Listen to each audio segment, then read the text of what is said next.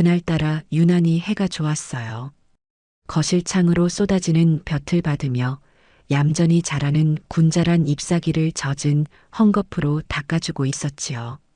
텔레비전에서는 며느리와 시어머니가 팔짱을 끼고 나와 서로를 위하는 모습이 나오고 있었고요.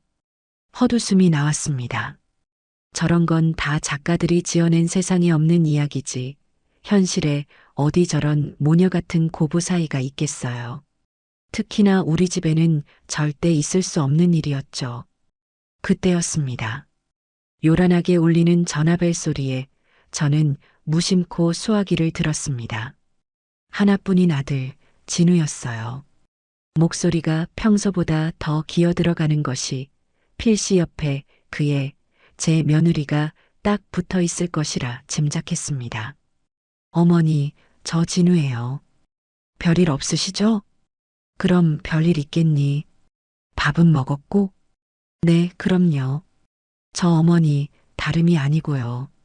이번 주말에 민주랑 같이 찾아뵈려고요. 제 생일이 다음 주 화요일이니 주말에 미리 찾아오겠다는 말이었습니다. 반갑기보다는 심장이 덜컥 내려앉는 기분이었어요. 그 애가 우리 집에 온다는 것은 열에 9은 제 혈압을 오르게 할 일이 생긴다는 뜻이었으니까요.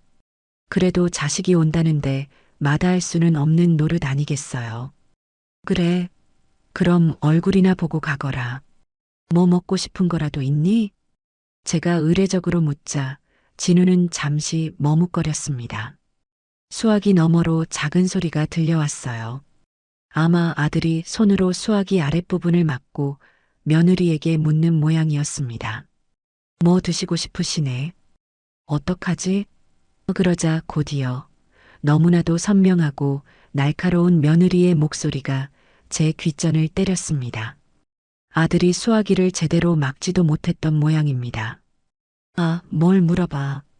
그냥 홍합탕이나 대충 끓여가면 되지. 어머니 해산물 좋아하시잖아. 됐지? 홍합탕이나 대충 끓여가. 그 말이 제 머릿속을 몇 번이고 맴돌았습니다.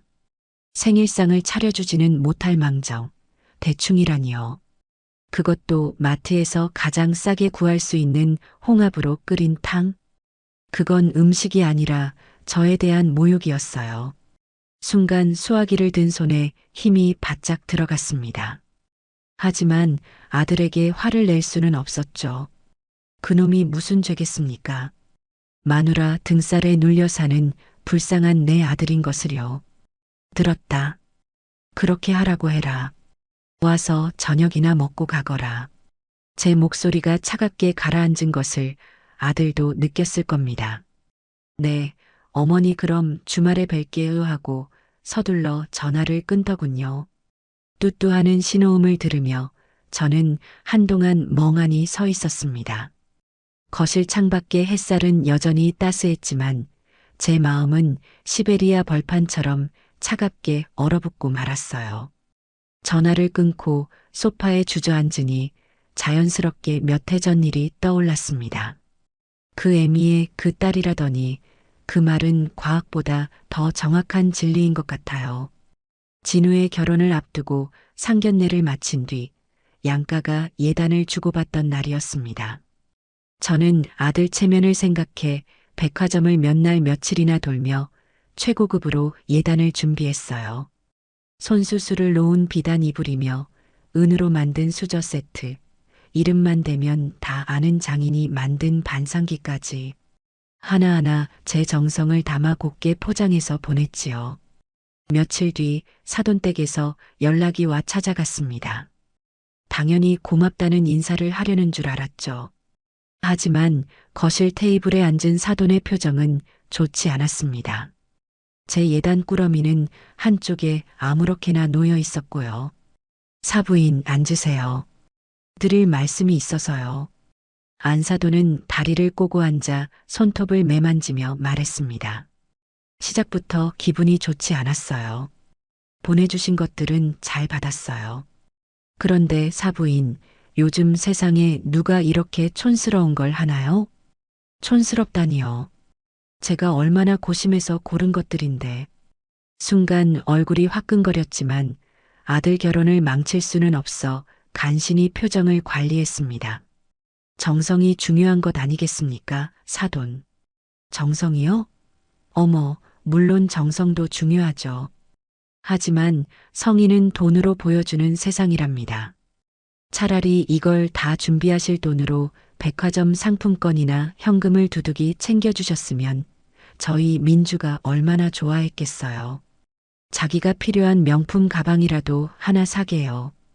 그 말을 듣는 순간 저는 이 결혼을 다시 생각해야 하나 심각하게 고민했습니다.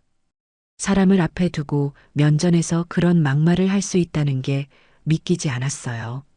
제 정성을 돈으로 환산하고 그마저도 촌스럽다고 타박하는 그 오만함에 치가 떨렸습니다. 그때 진우 녀석이 제 손을 꾹 잡으며 말리지 않았다면 아마 그 자리에서 상을 뒤엎었을지도 모를 일입니다. 결국 저는 요즘 세태를 제가 잘 몰랐네요 라며 억지 웃음을 짓고 자리에서 일어날 수밖에 없었습니다.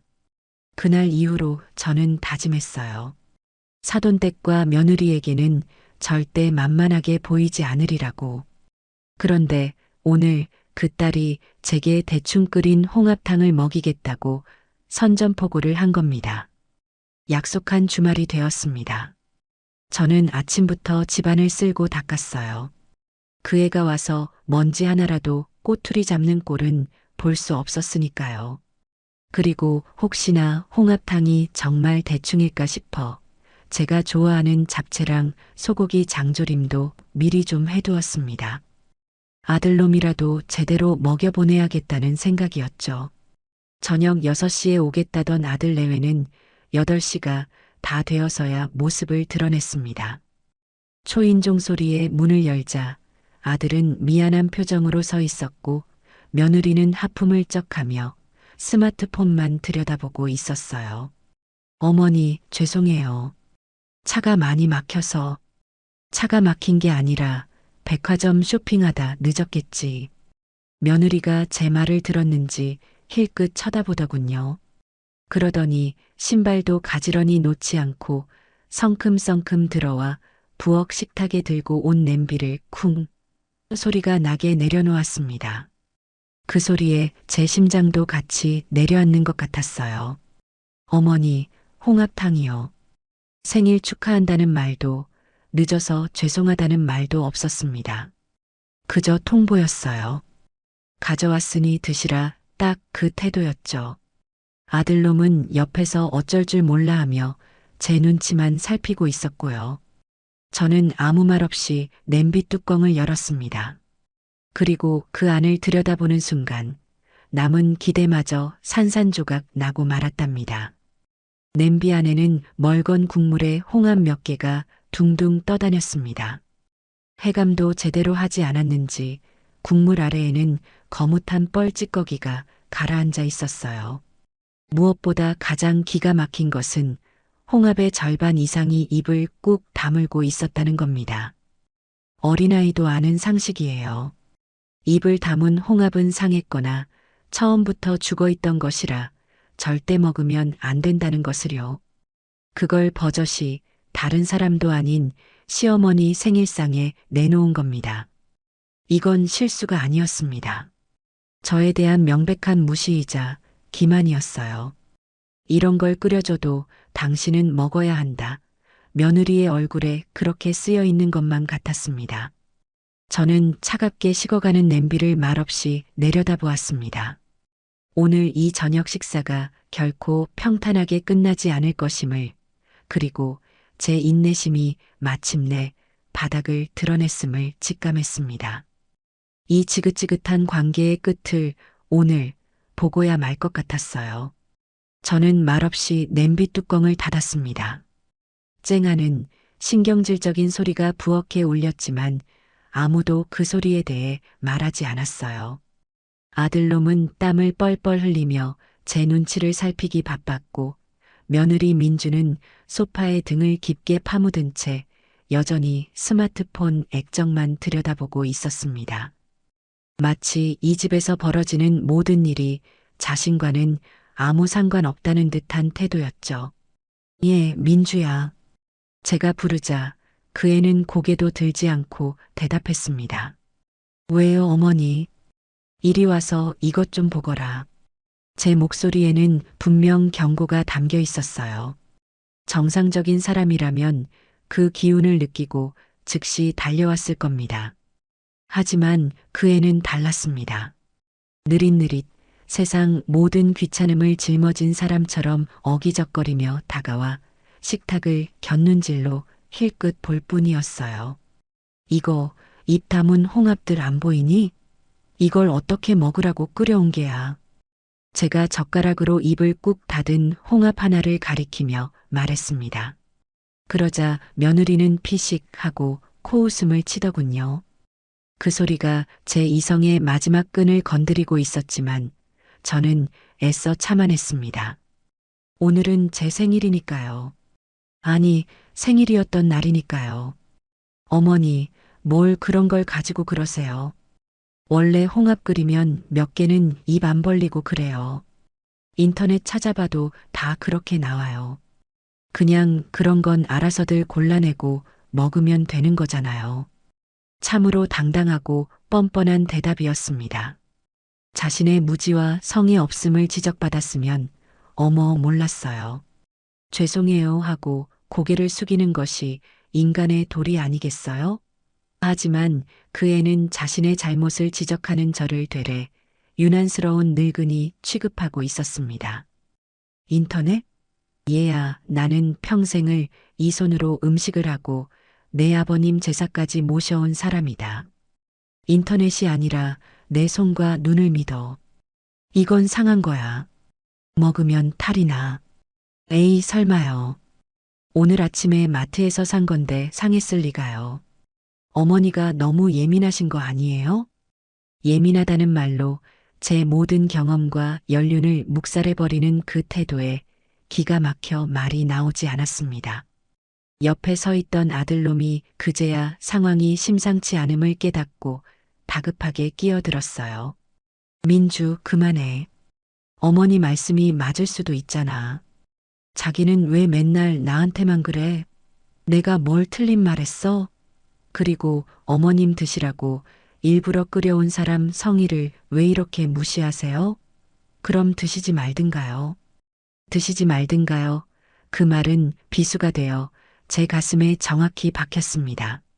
아들놈은 쩔쩔매며 제 팔을 붙들고 늘어졌습니다. 어머니, 참으세요. 민주가 아직 어려서 뭘 몰라서 그래요. 네, 국물이라도 좀 드셔보세요. 제가 괜찮은 걸로 골라드릴게요. 불쌍한 내 아들. 제 어미와 마누라 사이에서 저렇게 애를 쓰는 꼬락서니를 보니 차마 더 화를 낼 수가 없었습니다. 저는 한숨을 길게 내쉬며 자리에 앉았어요. 아들놈은 재빨리 입을 벌린 홍합 몇 개를 골라 제 앞접시에 놔주고 국자를 들어 멀건 국물을 떠주었습니다. 그릇 바닥에 가라앉아 있던 뻘찌꺼기가 국물과 함께 떠오르는 것이 보였어요. 며느리는 어느새 다시 소파로 돌아가 있었고 저를 곁눈질로 힐끔거리며 비웃는 듯한 표정을 짓고 있었습니다. 어디 한번 먹어보시지 하는 그런 표정이었어요. 오기가 생겼습니다. 그래, 내가 끓인 이따위 음식을 먹고 내가 죽나 안 죽나 한번 보자. 저는 아들이 떠준 국물을 한 숟가락 입에 넣었습니다. 비릿한 바다 냄새와 함께 모래가 섞인 흙이 서걱 하고 씹혔습니다. 해감조차 제대로 하지 않은 것이 분명했죠.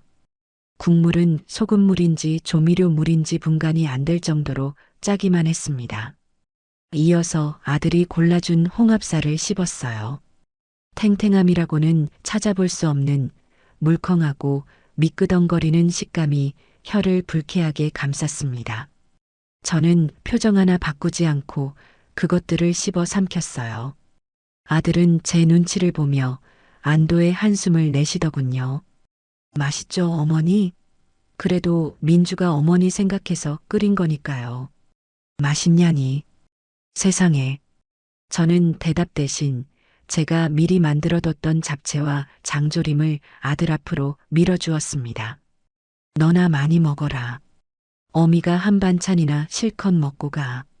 그렇게 한 숟가락, 두 숟가락 억지로 음식을 넘기고 있을 때였습니다. 갑자기 아랫배 깊은 곳에서부터 무언가 날카로운 것이 훅 하고 치고 올라오는 느낌이 들었어요. 마치 잘벼린 칼로 뱃속을 긋는 듯한 아주 기분 나쁜 통증이었습니다. 순간 저도 모르게 윽 하는 소리를 내며 배를 움켜쥐었습니다. 식은땀이 등줄기를 타고 주르륵 흘러내렸습니다. 통증은 한 번으로 그치지 않고 파도가 밀려오듯 주기적으로 제 뱃속을 헤집어 놓기 시작했어요. 어머니, 왜 그러세요? 괜찮으세요? 아들이 놀라 제 등을 두드렸습니다. 하지만 저 멀리 소파에 있던 며느리의 반응은 달랐어요. 그 애는 제 모습을 보고는 믿을 수 없다는 듯이 이렇게 말했습니다. 어머, 벌써요? 드신 지 얼마나 됐다고 벌써 아프세요? 꾀병 아니에요? 일부러 저보라고 그러시는 거 아니고요? 세상에, 시어머니가 배를 움켜쥐고 쓰러지기 직전인데 꾀병이라니요. 일부러 그런다니요. 저는 너무나도 기가 막혀서 아프다는 소리조차 낼 수가 없었습니다. 통증으로 하얗게 질린 얼굴로 그 애를 노려봤어요. 그 눈에는 일말의 걱정이나 미안함 따위는 존재하지 않았습니다. 그저 귀찮은 늙은이가 또 유난을 떤다는 식의 경멸과 짜증만이 가득할 뿐이었죠. 그 순간 깨달았습니다. 저 애는 인간이 아니구나. 인간의 탈을 쓴 악마 같은 것이구나. 배를 찌르는 통증보다 가슴을 후벼 파는 그 모욕감에 저는 정신이 아득해졌습니다. 제가 배를 붙잡고 앓는 와중에도 며느리는 자리에서 일어날 생각을 하지 않았습니다. 오히려 시간 다 됐네. 나 내일 아침 일찍 출근해야 해서 이만 가봐야겠다라며 가방을 챙겨 들더군요. 아들놈은 저와 자기 마누라 사이에서 어쩔 줄을 몰라 하며 쩔쩔매고 있었고요. 어머니, 약이라도 드셔야 제가 죽이라도 끓여드릴까요? 됐다. 너희는 어서 가봐라. 내 마누라 피곤하시다잖니. 저는 이를 악물고 말했습니다. 제 목소리는 분노와 고통으로 가늘게 떨리고 있었죠. 아들은 결국 제 손에 소화제 하나를 쥐어주고는 무슨 일 있으면 꼭 전화하세요. 라는 말을 남기고 며느리의 손에 이끌려 현관을 나섰습니다. 식탁 위에는 입 다문 홍합이 가득한 냄비와 그들이 먹다 남은 음식물 쓰레기가 그대로 방치되어 있었어요. 현관문이 닫히는 소리가 들리자마자 저는 기다렸다는 듯이 화장실로 달려갔습니다. 속에서 천불이 나는 것 같았어요. 변기를 붙잡고 아까 먹은 것들을 모두 개워냈습니다. 하지만 그걸로 끝이 아니었죠. 위장이 경련을 일으키는 듯 뒤틀리고 등에서는 식은땀이 멈추지 않았습니다. 머리는 깨질 듯 아프고 온몸에 힘이 하나도 들어가지 않았어요. 소화제 따위로 해결될 문제가 아니라는 것을 직감했습니다. 저는 비틀거리며 거실로 나와 소파에 쓰러지듯 누웠습니다. 이 고통과 모욕감을 어디에라도 호소하고 싶었어요. 떨리는 손으로 아들에게 전화를 걸었습니다. 신호음이 몇 번 울리고 아들이 전화를 받았습니다. 여보세요? 어머니, 괜찮으세요? 진우야, 나 도저히 못 참겠다. 배가 너무 아파서 꼭 죽을 것 같구나. 제가 고통 섞인 목소리로 말하자 수화기 너머로 아들의 당황한 목소리와 함께 또다시 그 애의 짜증 섞인 목소리가 날카롭게 파고들었습니다. 이번에는 너무나도 또렷해서 마치 제 귀에 대고 소리치는 것만 같았어요. 꺼봐. 내가 쇼라고 했지. 당신 어머니 원래 저러셔? 관심 끌려고 일부러 저러는 거잖아. 아, 피곤해 죽겠는데 정말. 그냥 병원에 한번 가보시라고 하고 빨리 끊어. 저는 그 말을 듣는 순간 온몸의 피가 차갑게 식는 것을 느꼈습니다. 배가 아픈 것보다 심장이 갈갈이 찢어지는 고통이 더 컸어요. 내 아들이, 내 하나뿐인 아들이 저런 말을 하는 여편네와 한 이불을 덮고 살고 있다니. 저런 취급을 받으면서도 제 어미 하나 지켜주지 못하는 등신 같은 놈으로 키웠다니. 제 자신에 대한 혐오감과 아들에 대한 원망, 며느리에 대한 사리가 뒤섞여 숨을 쉴 수가 없었습니다. 아들은 잠시 머뭇거렸습니다. 제게 무어라 변명이라도 하려 했던 걸까요? 하지만 결국 그의 입에서 나온 말은 제 가슴에 더 큰 대못을 박았습니다. 어머니 일단 좀 쉬세요. 정 못 참겠으면 병원에라도. 끊어라. 저는 아들의 말이 끝나기도 전에 차갑게 말하고는 전화를 끊어버렸습니다. 더 이상 그놈의 목소리를 듣고 싶지 않았어요. 캄캄한 거실에 혼자 남아 저는 배를 움켜쥔 채 끄끄거리며 울었습니다. 서러워서, 분해서, 그리고 너무나도 외로워서요. 이대로 밤을 새우다가는 정말 죽을 수도 있겠다는 공포가 밀려왔습니다. 저는 마지막 남은 힘을 쥐어짜 119에 전화를 걸었습니다. 살려주세요. 제가 음식을 잘못 먹고 배가 너무 아파서 말을 채 잊지도 못하고 신음만 흘렸어요. 잠시 후 아파트 단지 안으로 구급차의 사이렌 소리가 희미하게 들려왔습니다. 저는 현관문 비밀번호를 누를 힘도 없어 기어가다시피 문을 열어두고는 거실 바닥에 쓰러졌습니다. 구급대원들이 들것에 저를 싣고 나가는 순간 저는 정신이 없는 와중에도 똑똑히 보았습니다. 옆집과 앞집 현관문이 살짝 열리며 이웃들이 무슨 일인가 하고 훔쳐보는 그 눈들을요. 평생을 남에게 싫은 소리 한 번 안 듣고 꿋꿋하게 살아온 제 인생이었습니다. 그런데 말년에 이게 무슨 망신이고 수치란 말입니까? 저는 들것 위에서 눈을 질끈 감았습니다. 응급실은 차가운 소독약 냄새와 고통에 찬 사람들의 신음으로 가득했습니다. 의사는 제 배를 몇 번 눌러보더니 혈액 검사와 함께 링거 주사를 처방했어요. 굵은 주사바늘이 제 핏줄을 파고드는 것을 멍하니 바라보았습니다. 잠시 후 의사가 검사 결과지를 들고 와서 말하더군요. 어르신, 급성 위장염입니다. 백혈구 수치가 많이 올라간 걸 보니 세균성 식중독이 강하게 의심되네요. 저녁에 뭐 드셨다고 하셨죠? 상한 해산물이 원인일 가능성이 아주 높습니다. 의사의 말이 끝나자마자 저는 정신이 번쩍 들었습니다.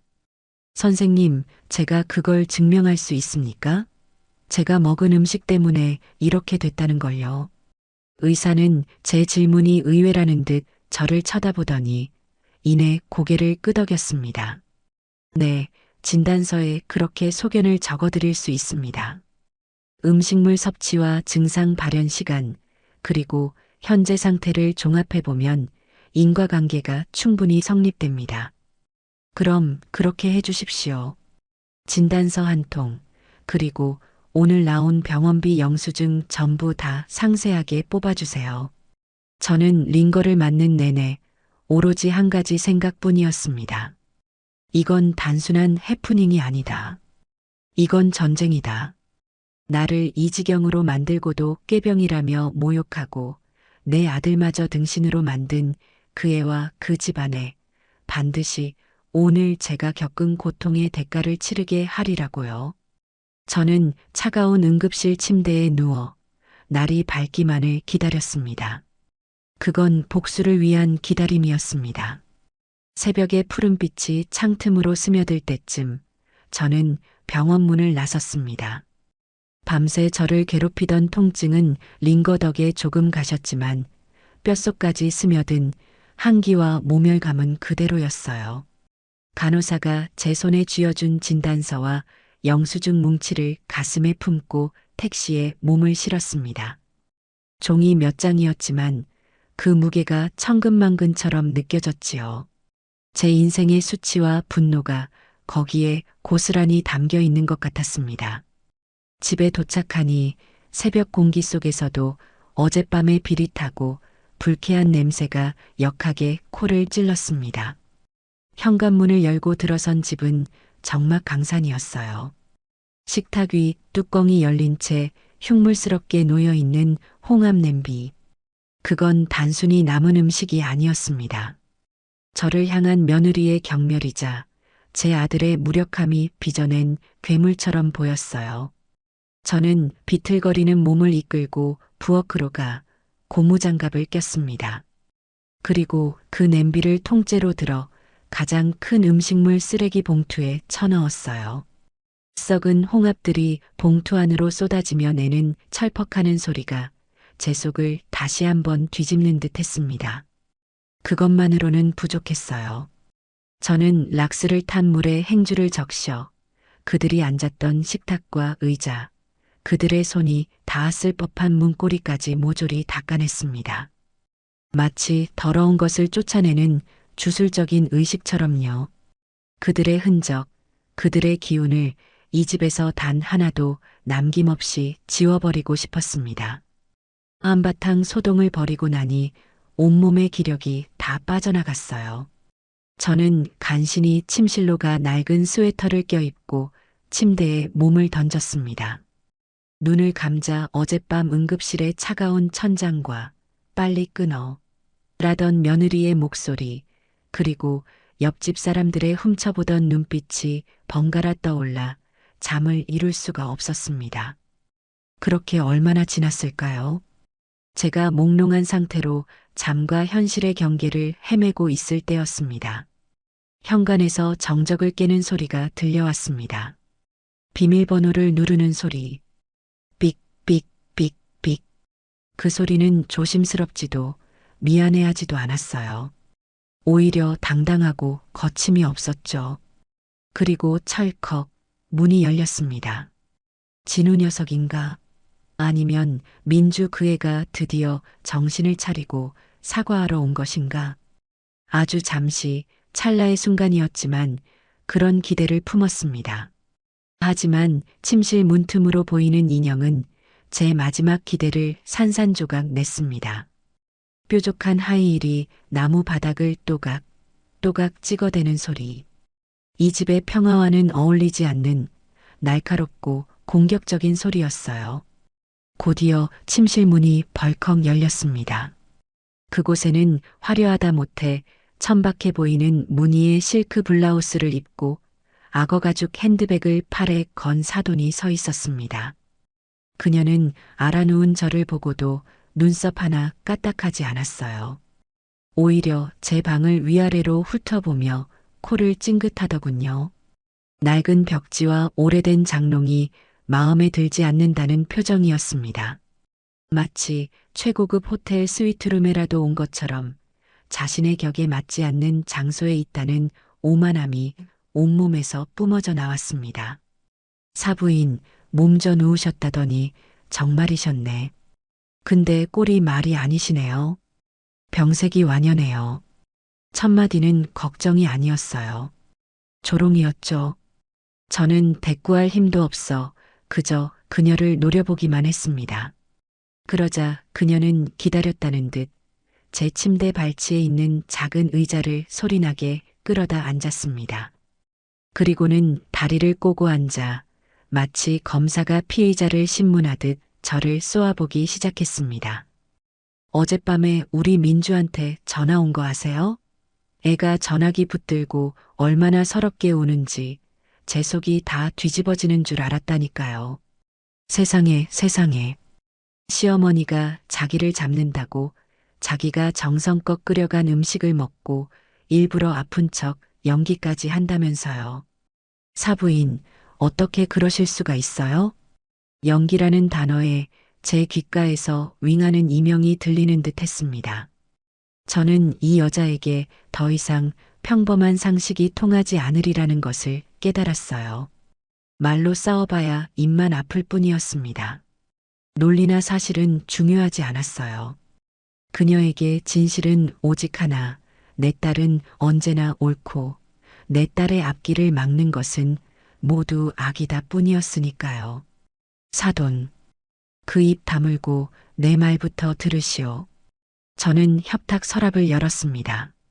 그리고 그 안에서 밤새 제 유일한 무기이자 증거였던 서류 뭉치를 꺼내 그녀의 얼굴 앞에 던지듯 펼쳐 보였습니다. 하얀 종이 위 검은 글씨로 선명하게 박힌 급성 위장염, 세균성 식중독이라는 단어들. 그리고 밤사이 제가 지불해야 했던 응급 진료비와 약제비가 적힌 영수증까지. 내가 연기를 해? 내 눈으로 직접 똑똑히 보시오. 이게 당신 딸이 내게 바쳤다는 그 정성의 결과물이니까. 내가 이 나이에 고작 돈 몇 푼 아끼자고 내 목숨을 담보로 연기를 한다는 말이오? 제 목소리는 쇳소리가 섞여 나왔습니다. 안사도는 마지못해 아주 귀찮다는 듯이 서류를 집어들었습니다. 그녀의 눈이 빠르게 서류 위를 훑고 지나갔어요. 저는 숨을 죽이고 그녀의 반응을 살폈습니다. 저 명백한 증거 앞에서 그녀가 뭐라고 변명할지 궁금했어요. 잠시 후 그녀는 서류를 마치 벌레라도 만진 것처럼 두 손가락으로 집어 탁자 위에 내려놓았습니다. 그리고는 제 예상을 뛰어넘는 상상조차 해본 적 없는 반응을 보였습니다. 그녀는 웃음을 터뜨렸어요. 피식하는 비웃음이 아니라 깔깔거리는 경멸의 웃음이었습니다. 어머머 사부인. 제가 너무 과대평가했네요. 고작 이런 걸 증거라고 내미신 거예요? 위장염? 식중독? 아이고 배야. 사부인, 제가 의사보다 더 잘 아는데요. 그건 병도 아니에요. 나이가 들면요. 소화효소도 줄고 위벽도 얇아지고 장 기능이 전체적으로 떨어져요. 그래서 젊은 애들은 멀쩡히 먹는 음식을 먹고도 탈이 나고 설사를 하고 그러는 거랍니다. 이건 우리 민주 음식 탓이 아니에요. 세월 앞에 장사 없다고 늙고 쇠약해진 사부인 몸 탓이라고요. 아시겠어요? 그녀는 자리에서 일어나 제게 한 발짝 더 다가왔습니다. 그리고는 마치 어린아이를 가르치듯 손가락까지 흔들어 보이며 말을 이었습니다. 우리 민주가 뭘 알겠어요. 어려서부터 손에 물 한 방울 안 묻히고 제가 공주처럼 키운 애예요. 요리요? 결혼 전까지라면 물도 못 맞추던 애라고요. 그런 애가 시어머니 생신이라고 뭐라도 해드리겠다고 나선 기특한 마음을 보셔야죠. 뭘 좀 잘못 넣을 수도 있고 덜 익힐 수도 있는 거 아니겠어요? 그걸 가지고 썩은 음식이니 독살이니 애를 살인자 취급이나 하고. 정말이지 인정머리라고는 눈곱만큼도 찾아볼 수가 없으시네요. 사과를 받아도 시원찮을 판에 오히려 제 딸이 사부인 때문에 받은 마음의 상처는 뭘로 보상하실 건가요? 그녀의 그 길고 긴 독백을 듣는 동안 제 머릿속은 놀랍도록 차분해졌습니다. 분노는 어느새 증발하고 차가운 결심만이 남았어요. 이 여자는 구제불능이다. 이 여자의 존재 자체가 내 아들과 내 가정에 붙어 있는 악성 종양이다. 그리고 그 종양은 오늘 내가 반드시 도려내야만 한다. 저는 더는 침대에 누워 있을 수가 없었습니다. 저는 천천히, 아주 천천히 삐걱거리는 뼈마디를 일으켜 그녀의 앞에 마주 앉았습니다. 제 눈빛이 변한 것을 그녀도 느꼈을 겁니다. 그녀의 얼굴에서 조롱의 미소가 사라지고 희미한 경계심이 떠오르기 시작했어요. 이제 이 방 안의 공기는 폭발 직전의 시한폭탄처럼 팽팽하게 당겨져 있었습니다. 제가 상체를 일으켜 침대 가장자리에 걸터 앉자 방 안의 공기가 칼날처럼 날카로워졌습니다.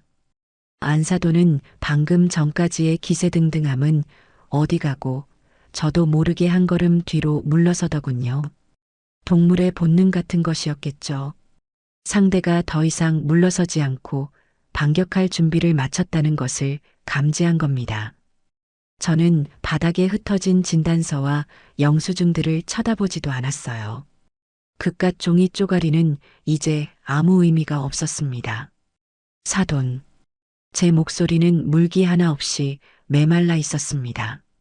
방금 한 말 다시 한번 해보시오. 내 몸이 늙고 쇠약해서 탈이 난 것이고 당신 딸은 아무 잘못이 없다고. 다시 한번 내 귀에 똑똑히 들리게 말해보란 말이오. 사부인. 왜 갑자기 눈을 그렇게 뜨세요? 무섭게. 제가 뭐 틀린 말 했나요? 다 맞는 말이잖아요. 의학적으로도. 닥치시오. 제가 버럭 소리를 지르자 안사돈의 어깨가 움찔하고 떨렸습니다. 저는 침대에서 완전히 몸을 일으켜 그녀의 앞에 섰습니다. 밤새 앓느라 다리가 후들거렸지만 정신력으로 버텼어요. 지금 쓰러지면 영원히 저 여자와 그 딸의 발밑에서 살아야 한다는 생각뿐이었습니다. 의학? 당신 같은 무식한 여편네 입에서 나올 소리가 아니지. 내 평생 당신처럼 이기적이고 뻔뻔하고 몰상식한 인간은 처음 봤소. 당신 딸이 그 모양 그 꼴인 이유를 오늘에서야 알겠군. 그 애미의 그 딸이라더니 하나도 틀린 말이 없어. 뭐라고요? 무식? 여편네. 사부인, 지금 말을 가려서 하세요. 아무리 그래도 내가 당신 사돈인데. 사돈? 당신 같은 건 내 사돈도 아니야. 내 아들 인생에 들러붙은 거머리고 우리 집안의 수치일 뿐이지. 당신 딸이 이 집에 시집 온 이후로 우리 집에 평화로운 날이 단 하루라도 있었는지 아시오? 매사에 불평불만, 시도 때도 없는 무시와 경멸. 내가 왜 그 모든 걸 참고 살았는지 알아? 내 아들 때문에 내 하나뿐인 아들놈이 저 같은 거라도 마누라라고 끼고 사니까 그놈 가정이 깨질까봐 내가 갈리는 걸 참아가며 버틴 거요. 제 목소리는 점점 더 높아져 갔습니다. 수십 년간 억눌러왔던 울분이 용암처럼 터져 나왔어요. 그런데 이젠 더는 못 참아. 사람 목숨을 가지고 장난을 쳐? 썩은 음식을 먹여놓고 꾀병이라고 사람을 몰아? 그래놓고 한다는 소리가 고작 내 몸 탓? 당신 딸은 공주처럼 커서 아무것도 모른다고? 그럼 나는 태어날 때부터 종년으로 태어나서 이 모든 수모를 다 감당해야 한다는 거요? 제 기세에 눌린 안사돈이 잠시 주춤하는가 싶더니 이내 그녀의 눈에도 도끼가 차오르기 시작했습니다. 그녀 역시 만만한 상대가 아니었으니까요. 그녀는 핸드백을 고쳐 잡으며 다시 목에 힘을 주었습니다. 그래서요? 그래서 어쩌시겠다는 건데요? 이제 와서 이혼이라도 시키시게요? 해보세요. 위자료 한 푼 안 주고 내 딸을 내쫓을 수 있을 것 같아요? 법이 누굴 편들어 줄 것 같으세요? 젊고 유능한 내 딸?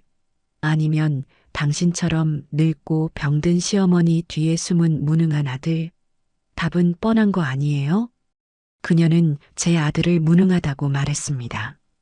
그리고 이제는 저를 넘어 제 집 자체를 모욕하기 시작했어요.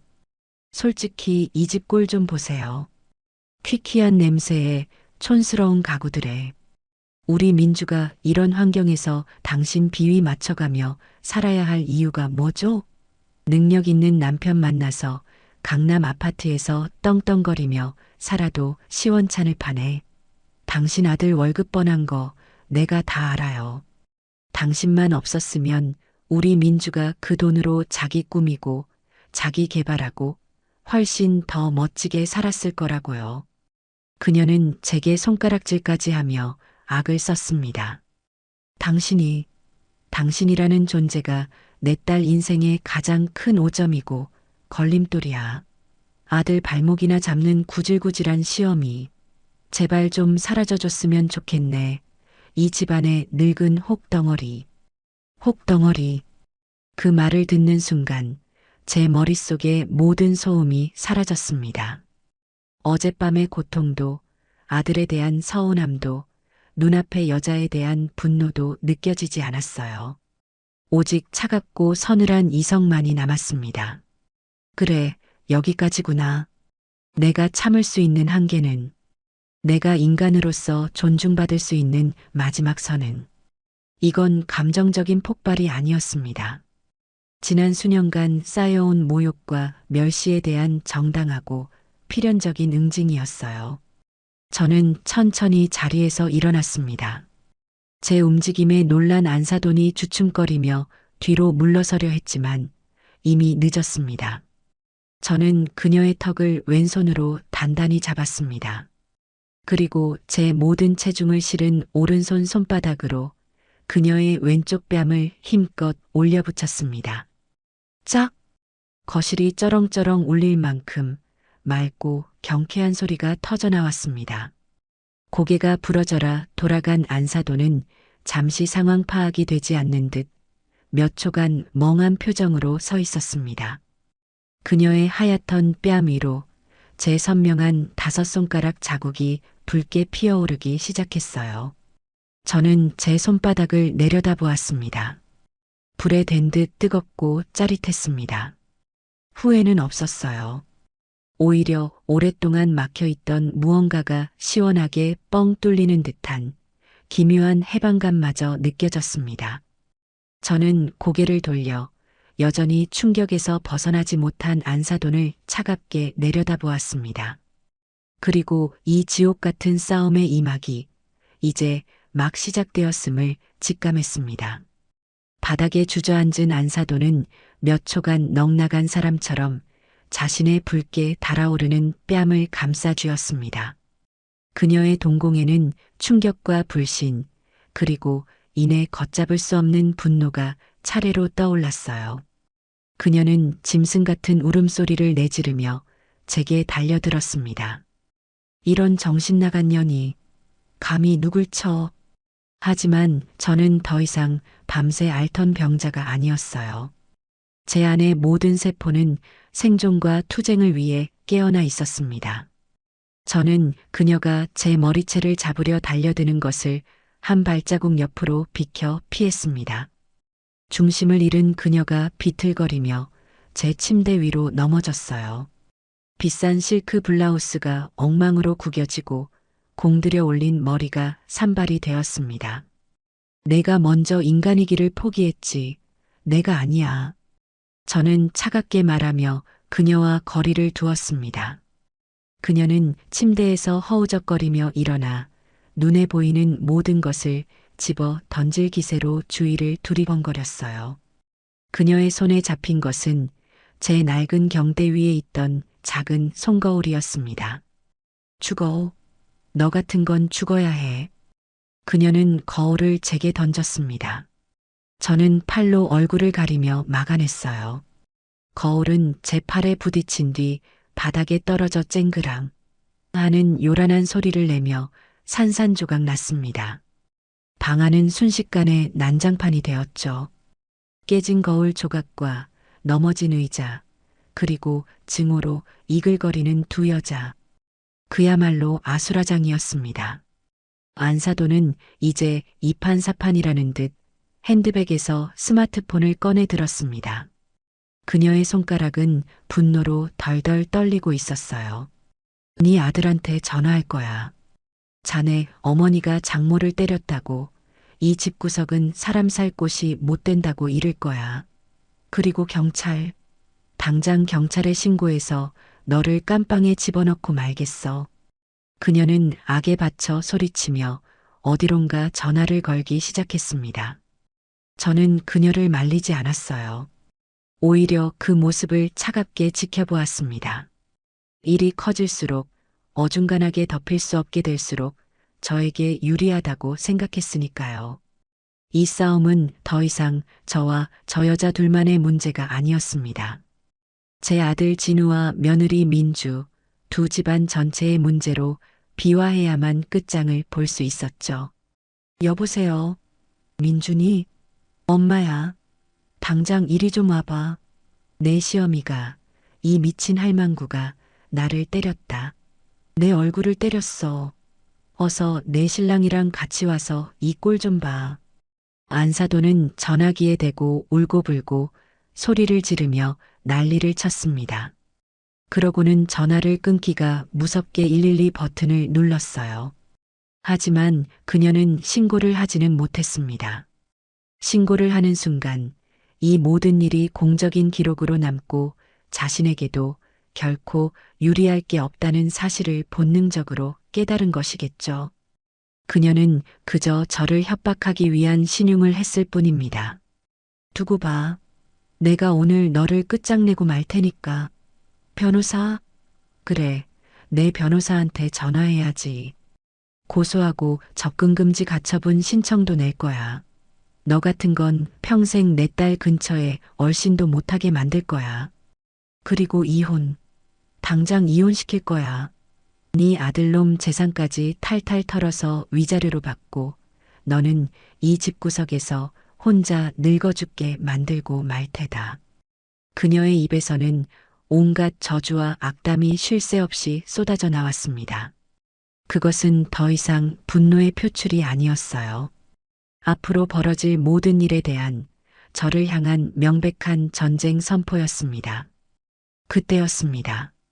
현관문이 거칠게 열리는 소리와 함께 어머니 하고 외치는 아들의 목소리가 들려왔습니다. 아마 며느리가 전화를 받고 아들을 닥달해 불이 나게 달려온 모양이었어요. 아들 진우는 방 안의 풍경을 보고 그대로 굳어버렸습니다. 그의 눈에는 믿을 수 없다는 충격이 가득했어요. 깨진 거울 조각이 널브러진 바닥, 산발이 된 채 뺨을 부여잡고 악을 쓰는 자신의 장모, 그리고 그 맞은편에 피 한 방울 섞이지 않은 얼굴로 냉랭하게 서 있는 자신의 어머니. 그가 평생 한 번도 상상해 본 적 없는 지옥도였을 겁니다. 아들을 발견한 안사돈은 기다렸다는 듯이 최고의 연기력을 발휘하기 시작했습니다. 이서방, 자네 왔나? 어서 와서 이것 좀 보게 해. 자네 어머니가 이 늙은 어미를 이렇게 만들어놨네. 내가 무슨 큰 죄를 졌다고 사람 뺨을 이렇게 함부로 때린단 말인가. 아이고, 분하고 서러워서 내가 못 살겠네. 아이고.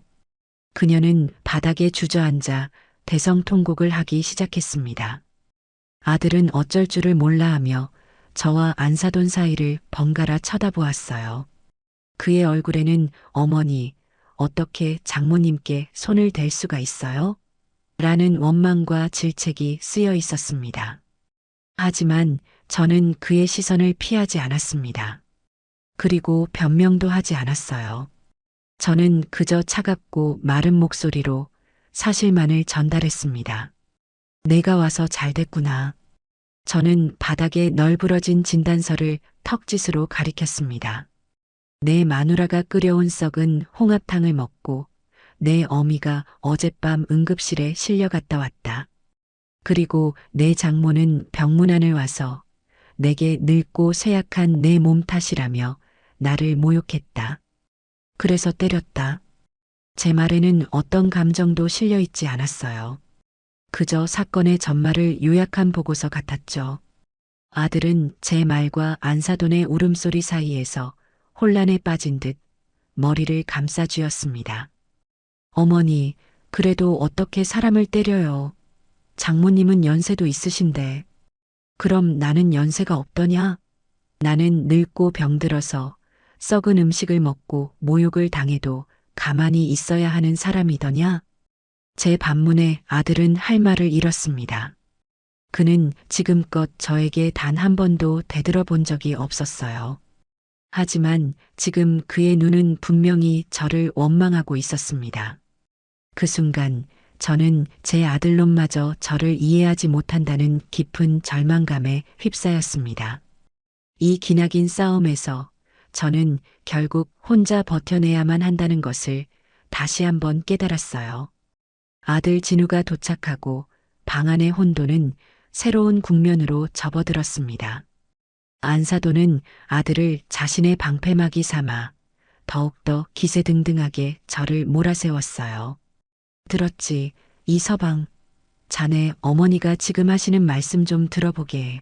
사람을 때려놓고도 저렇게 떳떳하고 당당해. 저런 무서운 사람이랑 어떻게 한 집에 살겠나? 나는 오늘 이 자리에서 확실히 해야겠네. 이 결혼, 이대로는 절대 안 되네. 못해. 그녀는 이혼이라는 단어를 무기처럼 휘둘렀습니다. 아들의 가장 약한 고리를 정확히 알고 찌르는 것이었죠.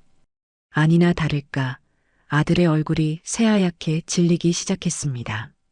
장모님, 제발 진정하세요. 네. 우선 앉아서 이야기로. 이야기?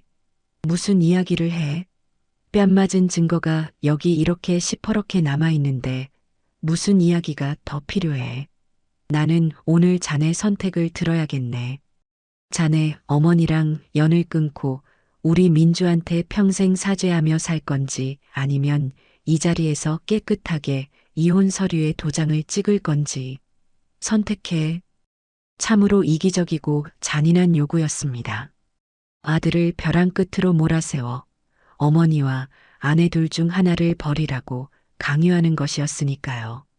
아들은 식은땀을 흘리며 입술만 달싹일 뿐 아무런 대답도 하지 못했어요. 그가 저를 쳐다보는 눈빛에는 애원과 원망이 뒤섞여 있었습니다. 어머니, 제발 한 번만 숙여주세요. 장모님께 사과해 주세요 라고 말하는 듯 했죠. 저는 그 눈빛을 외면했습니다. 여기서 제가 고개를 숙이는 순간 저는 평생 저 여자의 발밑에서 살아야만 합니다. 제 아들 역시 평생을 자신의 장모와 아내의 등살에 시달리며 죄인처럼 살아가게 될 것이고요. 그 꼴은 죽어도 볼 수 없었습니다. 저는 결심했습니다. 이 어중간하고 비겁한 아들놈에게도 선택을 강요해야만 한다고요. 더 이상 회색지대에 숨어 고통을 회피하게 놔둘 수 없었습니다. 제가 입을 열려던 바로 그 순간 현관 쪽에서 또 다른 인기척이 들려왔습니다. 엄마, 무슨 일이야? 하는 날카로운 목소리. 며느리 민주가 도착한 것이었습니다. 그녀는 방 안의 풍경을 보고는 곧장 바닥에 주저앉아 울고 있는 제 어미에게로 달려갔습니다. 엄마, 괜찮아? 이 뺨 좀 봐. 세상에 피멍이 들었어. 할머니, 당신이 정말 우리 엄마를 때린 거야? 제정신이야? 며느리는 저를 어머니가 아닌 할머니 혹은 당신이라고 불렀습니다. 그녀의 눈에서는 저에 대한 경멸과 증오가 활활 타오르고 있었죠. 저는 그 모습을 차갑게 지켜보다가 이 모든 소란의 중심에 있는 아들, 진우를 향해 돌아섰습니다. 그리고 제 평생 가장 잔인하고 가장 단호한 목소리로 말했어요. 진우야. 제 부름에 아들의 어깨가 움찔했습니다. 내 어미다. 잘 들어라. 나도 내게 선택할 기회를 주마. 저는 바닥에 널브러져 꼴사납게 울고 있는 안사돈과 그녀를 부축하며 저를 찢어 죽일 듯이 노려보는 며느리를 손가락으로 가리켰습니다. 저 여자들과 내 어미 둘 중 하나를 오늘 이 자리에서 선택해라. 저 여자들 편에 서서 이 어미 가슴에 대못을 받고 평생을 저들의 종처럼 살아가든가. 그리고 저는 제 자신을 가리켰습니다. 아니면 내 가정을 제대로 지키고 싶거든 당장 저 두 여자의 손을 잡고 내 집에서 나가라. 그리고 다시는 내 앞에 나타나지 마라. 내가 내 아들로 남고 싶다면 이 모든 관계를 내 손으로 직접 정리하고 와라. 저들의 사과를 받아내든 이혼을 하든 내가 알아서 깨끗하게 처리하고 그 후에 내 앞에 다시 서라. 제 말은 선전포고이자 최후 통첩이었습니다. 더 이상 아들이 숨을 곳은 없었어요. 그는 이제 자신의 의지로 자신의 인생을 선택해야만 했습니다. 제 말을 들은 아들은 완전히 넋이 나간 표정이었습니다. 하지만 더 놀라운 반응을 보인 것은 며느리였어요. 제 최후 통첩을 들은 며느리는 울음을 멈추고 저를 보며 기가 막히다는 듯이 웃음을 터뜨렸습니다. 하? 어머니, 지금 협박하시는 거예요? 좋아요. 아주 잘 됐네요. 저도 이딴 집구석 아주 신물이 나던 참이었거든요. 그녀는 제 어미의 팔을 잡아 일으키며 제 아들을 향해 쏘아붙였습니다. 들었지, 이진우 씨? 당신 어머니가 나보고 나가래. 그리고 당신더러 선택하래. 뭘 망설여? 당연히 이혼이지. 당신처럼 능력 없는 남자랑 당신 어머니처럼 무서운 시어머니 모시고 내가 평생을 살 것 같아? 그녀는 제게 이혼 카드를 던지면 제가 겁을 먹고 물러설 것이라고 생각했던 모양입니다. 제가 아들 가정이 깨질까봐 전전긍긍하는 나약한 늙은이라고 판단했던 것이죠. 그래, 이혼하자. 아주 잘 생각했어. 위자료 두둑하게 챙겨서 엄마랑 오손도손 잘 살면 되겠다. 당신이랑 당신 어머니는 이 낡아빠진 집에서 평생 서로 얼굴이나 쳐다보면서 잘 살아보시든가. 판은 이제 그 누구도 예측할 수 없는 방향으로 치닫고 있었습니다. 며느리가 제 최후 통첩을 덥석 물어버린 순간 이 집안의 운명은 벼랑 끝으로 내몰리고 말았습니다. 아들은 하얗게 질린 얼굴로 저와 제 아내를 번갈아 쳐다볼 뿐 단 한마디도 하지 못하고 있었어요. 그 침묵 속에서 저는 이 모든 관계가 뿌리부터 무너져 내리는 소리를 들었습니다. 그날 며느리는 제 어미의 손을 잡고 두고 봐. 내가 변호사 선임해서 연락할 테니 라는 말을 남기고 폭풍처럼 집을 나섰습니다. 텅 빈 방 안에는 저와 영혼이 빠져나간 듯한 몰골의 아들놈만 덩그러니 남았죠. 아들은 한참 동안이나 바닥에 깨진 거울 조각을 멍하니 내려다보다가 아무 말 없이 제 집을 나섰습니다. 저는 그 애를 잡지 않았어요. 이제부터는 온전히 그가 감당해야 할 시간이었습니다. 그 후로 며칠간 집에는 정막만이 흘렀습니다. 아들에게서는 아무런 연락도 오지 않았죠. 저는 그 애가 며느리와 안사돈에게 붙어 제게 어떻게 사과를 받아낼까, 혹은 어떻게 이혼 절차를 밟을까 궁리하고 있을 것이라 짐작했습니다. 그런데 사나흘쯤 지났을까요? 밤늦은 시간에 아들에게서 전화가 걸려왔습니다. 어머니 저예요. 잠깐 뵐 수 있을까요? 목소리가 말이 아니었어요. 술에 취한 것 같기도 하고 며칠 밤을 샌 사람처럼 기력이 하나도 없었습니다. 저는 그러라고 했고 1시간쯤 뒤에 아들이 초췌한 모습으로 집에 들어섰습니다. 그는 식탁 의자에 주저앉더니 한참 동안이나 아무 말 없이 고개만 숙이고 있었어요. 무슨 일 있었느냐? 제 물음에 아들은 마침내 무거운 입을 열었습니다. 그리고 그날 이후 자신과 며느리 사이에서 벌어졌던 일들을 털어놓기 시작했어요. 그날 집으로 돌아간 아들 내외는 그야말로 피 튀기는 전쟁을 치렀다고 합니다. 며느리와 안사돈은 아들을 코너로 몰아세우며 당장 저에게 가서 무릎 꿇고 사죄를 받아오라고 닥달했답니다. 그렇지 않으면 정말로 이혼 소장을 접수하겠다고요. 그런데 그 순간 아들 안에서 무언가가 툭하고 끊어졌다고 합니다. 평생을 참고 양보하고 어리석을 정도로 착하게만 살아온 제 아들이었습니다. 하지만 제 어미가 뺨을 휘두를 정도로 독이 오르고 아내라는 여자가 자신의 어머니를 늙은 혹 덩어리라고 부르는 것을 듣고 이혼이라는 말로 자신을 협박하는 그 모든 상황 속에서 그는 더 이상 예전의 그가 아니었다고 합니다. 아들은 처음으로 며느리에게 소리를 질렀다고 해요. 너야말로 그만해. 어머니가 응급실까지 다녀오셨는데 사과는커녕 내 엄마까지 불러와서 이게 무슨 짓이야. 그래, 우리 어머니가 내 엄마 뺨 때린 거 잘못했어. 100번 잘못했지. 그런데 넌 잘못한 거 하나도 없어. 상한 음식으로 사람을 사경을 헤매게 만들어 놓고 꾀병이라고 몰아붙인 건 잘못 아니야? 내 엄마가 우리 어머니한테 늙은 혹 덩어리라고 막말한 건 잘못 아니냐고. 며느리는 아들의 반격에 잠시 당황했지만 이내 다시 악을 썼다고 합니다. 그래서 뭐, 어쩌라고. 어쨌든 당신 어머니는 가해자고 우린 피해자야. 피해자? 그래, 이혼하자. 내 말대로 하자. 나도 이제 지긋지긋하다. 너 같은 여자랑 내 엄마 비위 맞추면서 사느니 차라리 혼자 사는 게 낫겠다. 위자료?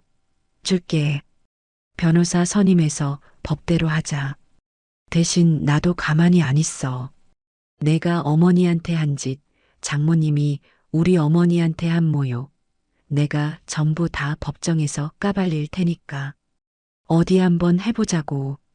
아들이 그렇게 나오자 상황이 미묘하게 바뀌기 시작했다고 합니다. 그렇게 당당하게 이혼을 외치던 며느리의 기세가 한풀 꺾이더라는 겁니다. 그녀는 이혼을 협박의 무기로만 사용했지 실제로 그 절차를 밟을 생각은 없었던 것이죠. 안정적인 남편의 직장, 시댁의 배경, 유부녀라는 사회적 타이틀. 그 모든 것을 잃고 싶지는 않았던 겁니다. 더 결정적인 균열은 며느리와 그 어미 사이에서 일어났다고 해요. 안사돈은 계속해서 당장 이혼해. 내가 더 좋은 놈 만나게 해줄게. 위자료는 내가 아는 변호사 써서 최대한 뜯어내자. 라며 딸을 부추겼습니다. 하지만 며느리는 그 말을 듣고 처음으로 제 어미에게 대들었다고 합니다. 엄마는 가만히 좀 있어. 일이 이 지경이 된 게 다 엄마 때문이잖아. 엄마가 거기 가서 그런 막말만 안 했어도 이렇게까지는 안 됐어. 이혼이 쉬운 줄 알아? 나보고 어쩌라고. 그 말을 들은 안사돈은 서운함에 길길이 날뛰었고 두 모녀는 서로에게 상처 주는 말을 퍼부으며 크게 다퉜다고 합니다. 언제나 자기 편이 되어줄 거라 믿었던 엄마의 부추김이 사실은 자신의 인생을 더 큰 구렁텅이로 몰아넣고 있다는 것을 며느리도 뒤늦게 깨닫기 시작한 것이죠. 아들은 그 모든 이야기를 털어놓고는 텅 빈 눈으로 저를 바라봤습니다. 어머니, 제가 너무 한심했죠. 제가 조금만 더 똑 부러졌어도 일이 이렇게까지 되지는 않았을 텐데 이제 어떻게 해야 할지 정말 하나도 모르겠어요. 그의 눈에는 눈물이 그렁그렁 맺혀 있었습니다. 저는 그런 아들을 보며 처음으로 연민을 느꼈습니다. 하지만 그렇다고 해서 괜찮다. 다 내 잘못이다와 같은 말로 아들을 위로해주고 싶지는 않았어요. 지금 이 아이에게 필요한 것은 값싼 동정이 아니라 스스로 일어설 수 있는 힘이었습니다. 저는 자리에서 일어나 아들의 어깨를 투박하게 두드려 주었습니다. 아니다. 너는 한심하지 않아. 이제야 내 인생의 주인이 되려는 첫걸음을 뗀 것뿐이다. 정신 차려라, 아들아. 내 인생이야. 누구도 대신 살아주지 않아. 내가 스스로 선택하고 책임지는 거다. 넘어져도 괜찮으니 비겁하게 숨지는 마라. 내가 내 자신을 포기하지 않는 한 이 어미는 절대 너를 포기하지 않을 테니. 제 말에 아들은 더 이상 눈물을 참지 못하고 어린아이처럼 엉엉 울기 시작했습니다. 저는 그저 묵묵히 아들이 스스로 눈물을 그치고 다시 일어설 때까지 기다려 주었습니다. 그날 밤 제 아들은 오랫동안 갇혀있던 껍질을 깨고 비로소 한 명의 어른으로 다시 태어나고 있었습니다. 아들이 돌아가고 며칠 뒤 제 예상대로 상황은 새로운 국면으로 접어들었습니다. 이제 이 싸움의 주도권은 울며불며 이혼을 외치던 며느리와 사돈에게서 차가운 침묵을 지키는 저와 각성한 제 아들에게로 완전히 넘어오고 있었습니다. 아들은 그날 이후 이전과는 완전히 다른 사람이 되었습니다. 그는 더 이상 아내의 눈치를 보거나 자기 장모의 협박에 전전긍긍하지 않았어요. 오히려 침묵으로 일관하며 며느리가 스스로 자신의 잘못을 깨닫고 먼저 움직이기를 기다렸습니다. 궁지에 몰린 것은 며느리였습니다. 남편은 강경했고 믿었던 엄마는 자신의 인생에 아무런 도움이 되지 않는다는 것을 깨달았죠. 이혼이라는 카드는 이미 효력을 잃었고 이대로 가다가는 정말로 모든 것을 잃고 쫓겨날 판이었습니다. 그녀는 자신의 커리어와 사회적 체면 그리고 경제적 안정을 지키기 위해 자존심을 굽히는 것 외에는 다른 선택지가 없다는 것을 깨달았을 겁니다. 저는 그 애가 곧 제게 연락을 해올 것이라고 확신했습니다. 그것은 진심 어린 사과가 아닐 겁니다. 자신의 이익을 위한 계산된 항복 선언이겠지요.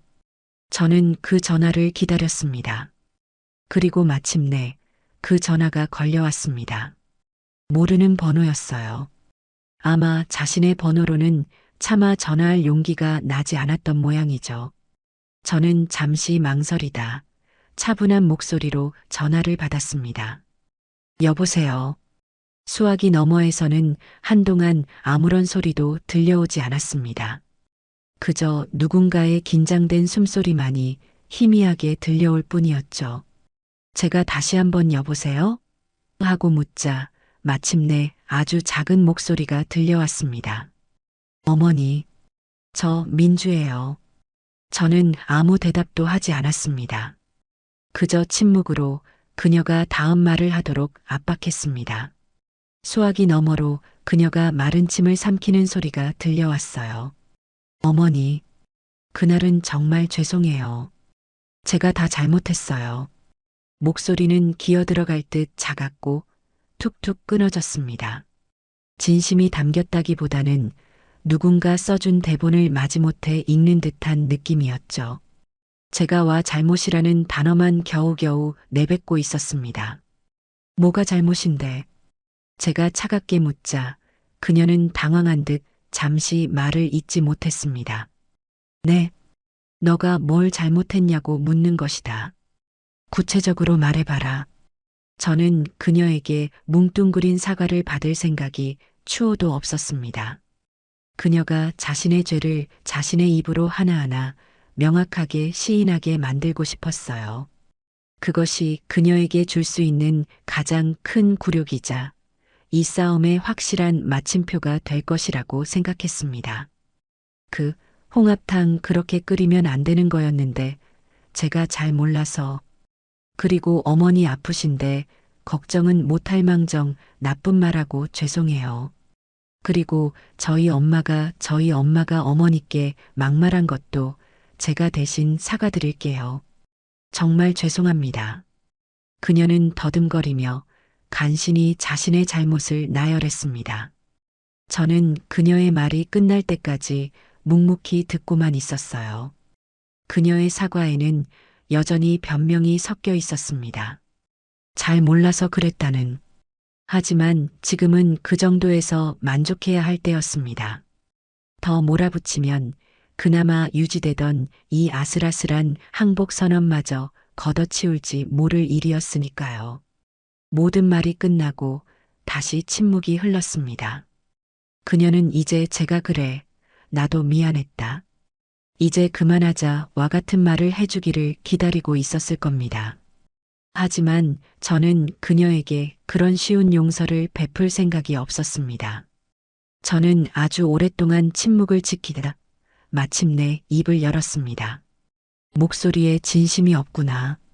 네, 내 사과에 진심이 단 한 톨도 느껴지지 않는다는 말이다. 그저 이 상황을 모면하기 위해 내 남편에게 떠밀려 마지못해 하는 말이라는 거 내가 모를 것 같으냐. 수화기 너머로 그녀의 숨소리가 거칠어지는 것이 느껴졌습니다. 굴욕감에 치를 떨고 있겠지요. 저는 정말 진심으로 됐다. 더 듣고 싶지 않으니 내가 정말 진심이라면 앞으로 나한테 그걸 증명해 보여라. 말이 아니라 내 행동으로. 저는 그 말만 남기고 그녀의 대답을 듣지도 않은 채 전화를 끊어버렸습니다. 또 하는 신호음이 그녀의 귓가에 차갑게 울려 퍼졌을 겁니다. 저는 수화기를 내려놓고 길고 깊은 숨을 내쉬었습니다. 이겼습니다. 길고 지루했던 이 전쟁에서 마침내 제가 승리한 겁니다. 하지만 마음이 기쁘거나 후련하지는 않았어요. 오히려 텅 빈 것처럼 허탈했죠. 이것은 완벽한 용서도 따뜻한 화해도 아니었습니다. 그저 힘의 논리에 의해 결정된 위태롭고 살얼음판 같은 휴전일 뿐이었어요. 앞으로 우리 가족은 폭풍이 지나간 폐허 위에서 서로를 향한 불신과 상처를 아는 채 아슬아슬한 관계를 이어가야 할 겁니다. 하지만 한 가지는 분명했어요.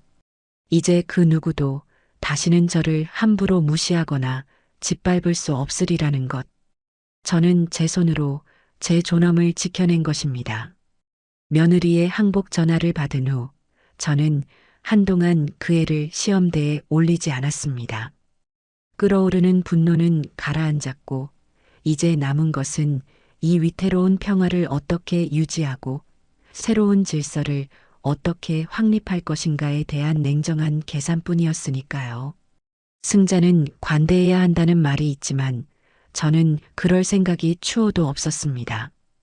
관용은 상대가 그럴 만한 자격이 있을 때 베푸는 것이지 등 뒤에 칼을 숨긴 패자에게 베푸는 것은 어리석은 짓이니까요. 가을이 깊어지고 아침 저녁으로 바람이 제법 차가워졌을 때였습니다. 저는 달력을 한참이나 들여다보다가 아들놈에게 전화를 걸었습니다. 나다. 다음 주 주말 이틀 다 비워두라고 해라. 내 아내도 마찬가지다. 네. 어머니, 무슨 일 있으세요? 올해 김장을 할 것이다. 제 말에 아들은 잠시 숨을 멈췄습니다. 우리 집은 해마다 제가 직접 담근 김치로 겨울을 났습니다.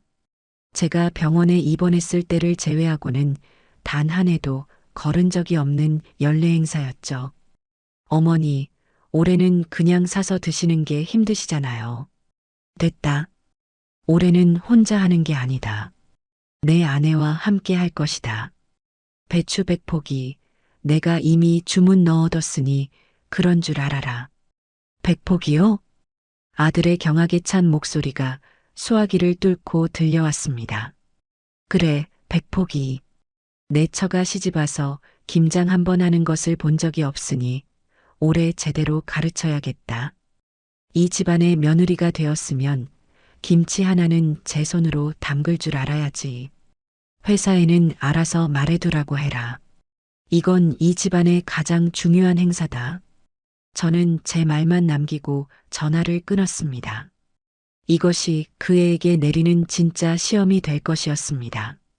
썩은 홍합탕을 끓여와서 제 목숨을 위협하고 제 어미를 불러와 저를 모욕했던 그 모든 죄에 대한 노역형을 선고한 셈이었죠. 약속한 주말 아침이 밝았습니다. 이른 새벽부터 집 앞 골목에 1톤 트럭 한 대가 서더니 건장한 인부 2명이 푸른 배추를 쉴 새 없이 마당으로 나르기 시작했어요. 순식간에 제 자그마한 마당은 거대한 배추산으로 변했습니다. 며느리는 아침 대바람부터 호출을 받고 나타나 그 광경을 보고는 입을 떡 벌리고 말았습니다. 그녀의 얼굴에는 이걸 정말 사람이 다 한다고 하는 믿을 수 없다는 표정이 역력했죠. 어머니, 이걸 정말 다 하실 거예요? 우리가, 너와 내가. 저는 낡은 고무장갑과 앞치마, 그리고 일할 때 입는 몸빼 바지를 그녀에게 던져주었습니다. 그녀는 질색팔색하며 그것을 받아들었지만 제 단호한 눈빛에 아무 말도 못하고 주섬주섬 옷을 갈아입었어요. 값비싼 운동화 대신 투박한 고무신을 신은 그녀의 모습은 처량하기 짝이 없었습니다. 자, 이제 시작하자. 배추 밑동에 칼집을 넣고 손으로 쪼개라. 그리고 소금물에 적셔서 잎사귀 사이사이에 굵은 소금을 뿌려라. 저는 시범을 보인 뒤 그녀에게 칼을 쥐어주었습니다. 그녀는 태어나서 배추 한 폭이 제대로 만져본 적 없는 손으로 어설프게 칼질을 하기 시작했어요. 배추는 엉뚱한 방향으로 쪼개지고 잎사귀는 힘 조절을 못해 으스러졌습니다. 허리 펴고 그렇게 힘으로만 하면 배추 다 으스러진다. 손목에 힘을 빼고 부드럽게 제 불호령이 마당에 울려 퍼졌습니다. 그녀는 금세 이마에 땀이 송골송골 맺히고 얼굴은 흙과 배춧잎으로 범벅이 되었습니다. 1시간이 지나자 그녀는 허리를 붙잡고 주저앉아 앓는 소리를 내기 시작했어요. 어머니, 저 허리가 끊어질 것 같아요. 잠깐만 쉬면 안 될까요? 고작 20폭이 절여놓고 엄살은 100폭이 다 하려면 해지기 전까지 부지런히 움직여야 한다. 일어나거라. 저는 그녀에게 단 1분의 휴식도 허락하지 않았습니다. 그녀는 울상이 되어 다시 일어나 소금물에 손을 담갔습니다. 차가운 소금물이 그녀의 여린 손에 난 상처에 스며들었는지 그녀는 연신아 따가워 하며 손을 털어댔어요. 저는 그 모습을 보고도 눈 하나 깜짝하지 않았습니다. 내가 내게 주었던 고통에 비하면 그 정도는 아무것도 아니었으니까요. 오후가 되자 퇴근한 아들이 집에 도착했습니다. 그는 마당의 광경과 땀과 눈물로 범벅이 된 아내의 얼굴을 보고도 아무 말 없이 저와 아내의 옆에 와서 일을 거들기 시작했어요. 묵묵히 배추를 나르고 소금물을 퍼다 주었죠. 그의 행동은 며느리에게 보내는 분명한 메시지였습니다. 이것이 우리 집의 방식이고 당신도 예외일 수 없다. 해질녘이 되어서야 우리는 마침내 100포기의 배추를 모두 절이는데 성공했습니다. 마당 한쪽에 소금에 절여진 배추들이 거대한 무덤처럼 쌓여 있었어요. 며느리는 마루에 그대로 큰 대자로 뻗어버렸습니다. 그녀의 입에서는 아이고, 아이고 하는 소리만 새어나왔죠. 그녀가 평생 해본 육체 노동을 모두 합친 것보다 오늘 하루가 더 힘들었을 겁니다. 다음 날은 더 힘든 일이 기다리고 있었습니다. 바로 김칫솔을 만드는 일이었죠. 어마어마한 양의 물을 채 썰고 갓과 쪽파, 미나리를 다듬고 산더미 같은 마늘과 생강을 까고 빻아야 했습니다. 어머니, 믹서에 갈면 안 돼요? 언제 이걸 다 손으로 빻아요? 안 된다. 마늘은 칼로 다져야 그 향이 제대로 사는 법이다. 그리고 기계는 정성을 담지 못한다고 했을 텐데. 며느리는 눈물을 글썽이며 마늘을 빻기 시작했습니다. 매운 향 때문에 눈물, 콧물을 쉴 새 없이 쏟아냈어요. 그녀의 눈물은 마늘 때문만은 아니었을 겁니다. 자신의 처지에 대한 서러움과 이 모든 것을 강요하는 저에 대한 원망이 뒤섞인 눈물이었겠죠.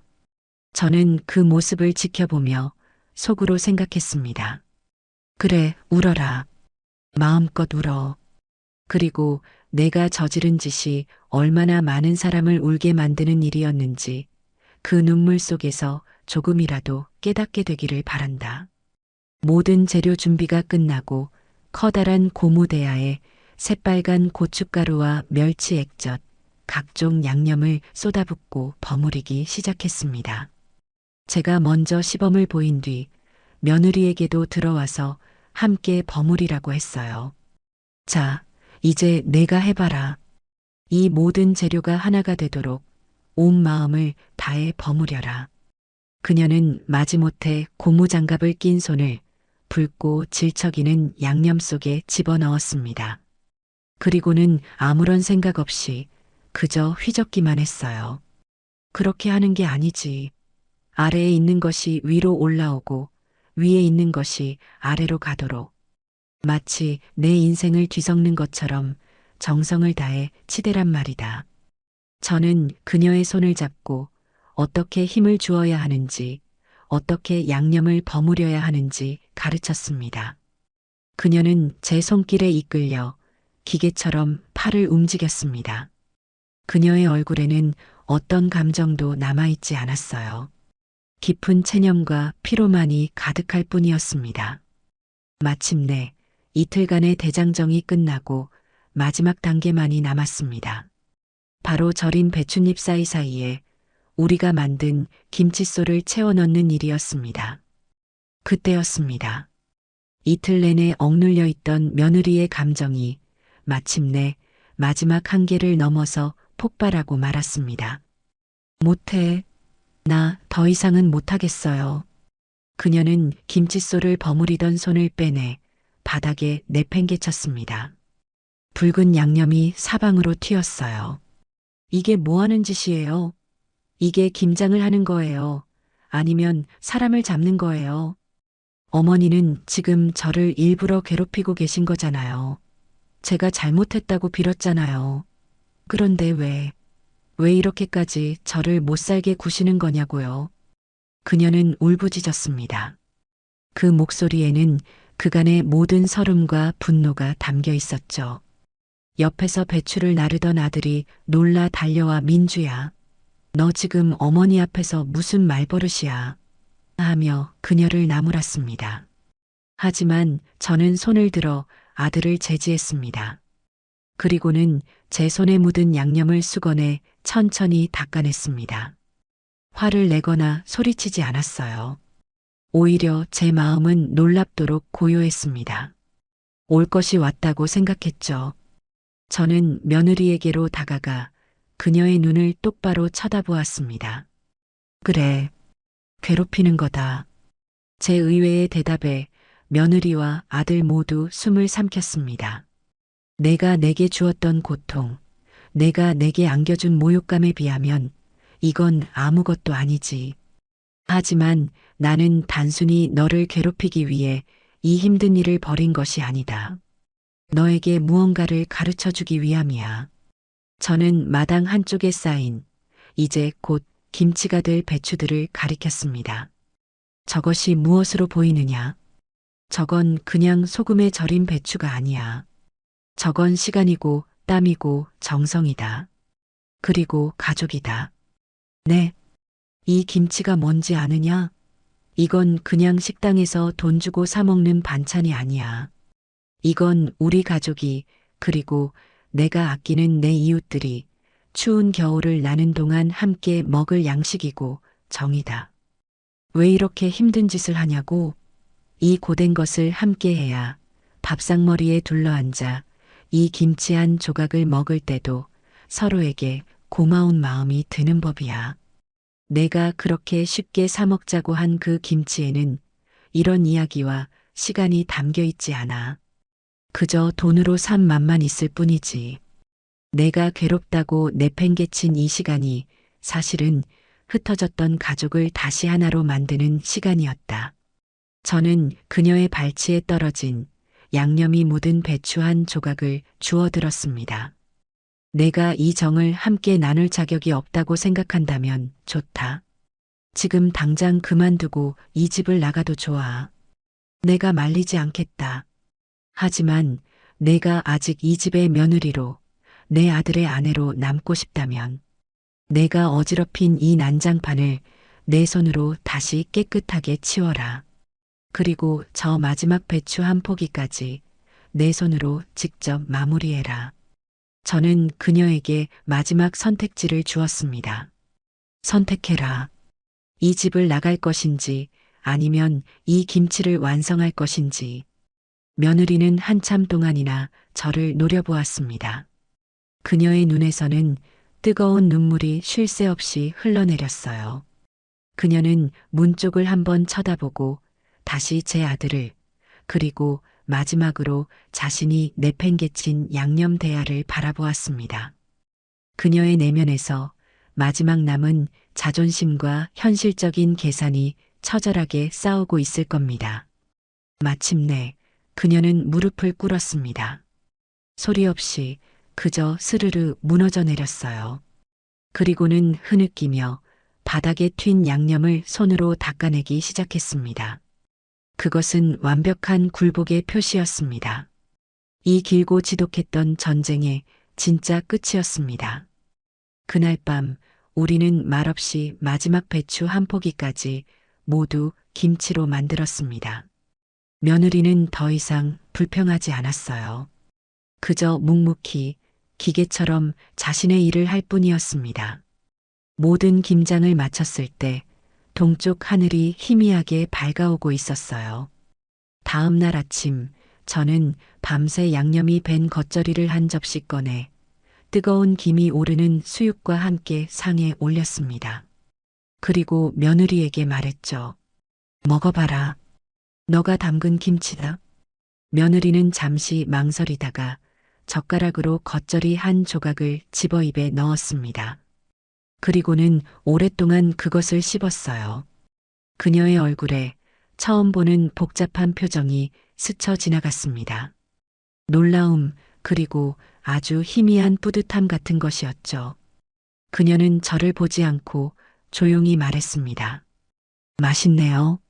며느리의 그 한마디 맛있네요 라는 그 조용한 고백은 지난 며칠간의 전쟁을 종결짓는 항복 문서의 마지막 서명과도 같았습니다. 저는 더 이상 그녀를 다그치거나 몰아세우지 않았어요. 대신 젖은 손을 앞치마에 닦으며 이 길었던 김장 대장정의 마지막 단계를 지시했습니다. 이제 통에 담아야지.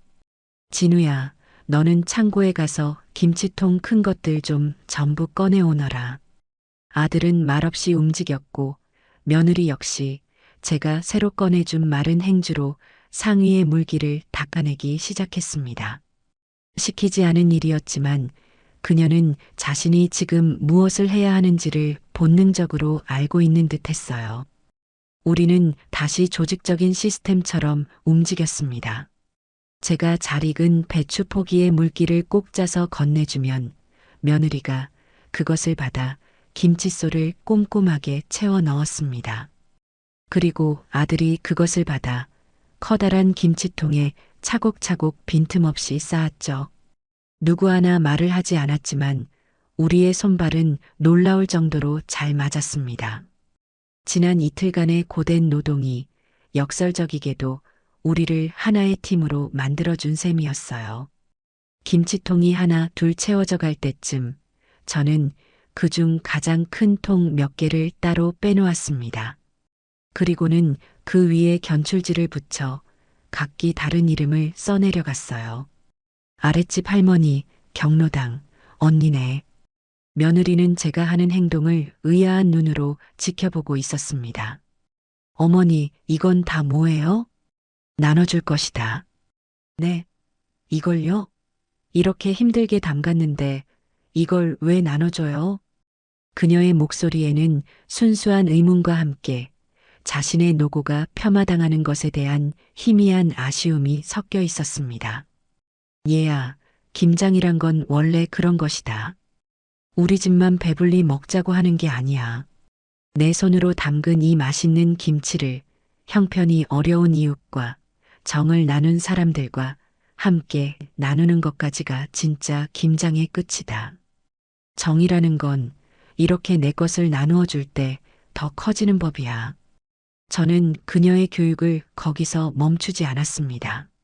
저는 가장 크고 가장 모양이 예쁜 배추로 담근 김치를 따로 담아 가장 값비싸 보이는 새 김치통에 담았습니다. 그리고는 며느리를 똑바로 쳐다보며 말했죠. 그리고 이건 내 친정으로 가져갈 것이다. 네, 저희 집에요? 며느리의 얼굴이 하얗게 질렸습니다. 내가 직접 가져가거라.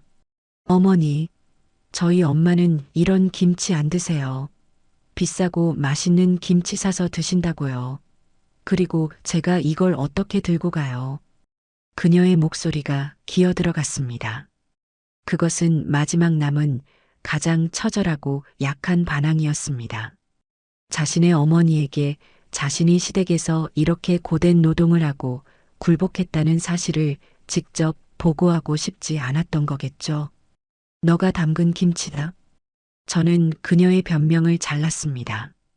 내 어미에게 내가 이 시집에 와서 그저 놀고 먹는 것이 아니라 한 집안의 며느리로서 무슨 일을 하고 어떻게 살아가는지를 내 손으로 직접 보여드려야지.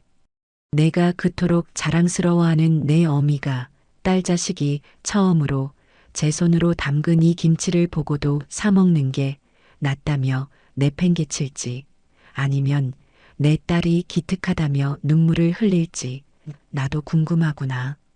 저는 잠시 숨을 골랐다가 마지막 말을 덧붙였습니다. 그리고 이건 이 시어미가 내 친정에 보내는 마지막 성이다. 그날 내 어미가 내게 저지른 그 모든 모욕을 이 김치통 하나로 퉁치겠다는 뜻은 결코 아니다. 다만 자식들 얼굴을 봐서 이 어미가 먼저 손을 내밀어 주는 것이다. 이 손을 잡을지 아니면 매정하게 내칠지는 이제 내 어미의 선택이겠지. 제 말의 의미를 며느리는 정확히 깨달았을 겁니다. 이것은 단순한 김치 심부름이 아니었어요. 두 집안의 끊어진 관계를 다시 이어붙일 수도 혹은 완전히 파국으로 몰고 갈 수도 있는 마지막 외교 사절의 임무였습니다. 그리고 그 임무를 패전국의 장수인 그녀에게 맡긴 것이고요. 며느리는 더 이상 아무 말도 하지 못했습니다. 그저 고개를 숙일 뿐이었죠. 그날 저녁 아들의 차 트렁크에는 거대한 김치통이 실렸습니다. 저는 그들을 배웅 나가지 않았어요. 그저 창문 뒤에서 무거운 침묵 속에 집을 나서는 아들 내외의 뒷모습을 바라볼 뿐이었습니다. 1시간쯤 지났을까요? 아들이 혼자 집으로 돌아왔습니다. 그의 표정은 복잡 미묘했어요. 어떻게 됐느냐? 제 물음에 아들은 차를 한 잔 따라 마시고는 천천히 입을 열었습니다. 안사도는 문을 열고 딸이 낑낑거리며 들고 온 거대한 김치통을 보고는 순간 말을 잃었다고 합니다. 며느리는 그저 엄마 김치야. 내가 담갔어 라는 말 한마디만 남기고 김치통을 현관 앞에 내려놓고는 그대로 뒤돌아섰다고 해요. 안사도는 떠나는 딸의 뒷모습과 문 앞에 놓인 생경한 김치통을 번갈아 쳐다보며 한참 동안이나 그 자리에 서 있었다고 합니다. 그 어떤 고성도 다툼도 없었습니다.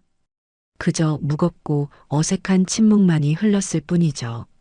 어쩌면 그 침묵이 수백 마디의 사과보다 더 많은 이야기를 하고 있었을지도 모릅니다. 그날 이후 우리 집에는 많은 것이 변했습니다. 며느리는 더 이상 저를 대놓고 무시하거나 제 말에 토를 달지 않았어요.